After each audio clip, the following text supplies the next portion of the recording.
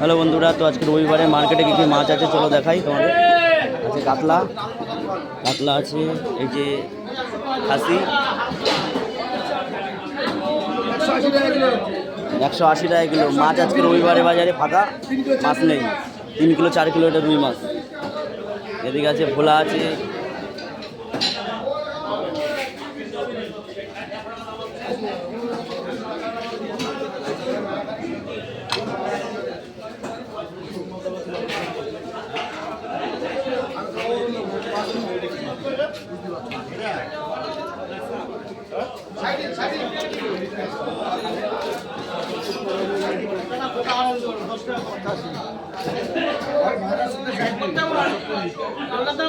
বাজারে কি হাল?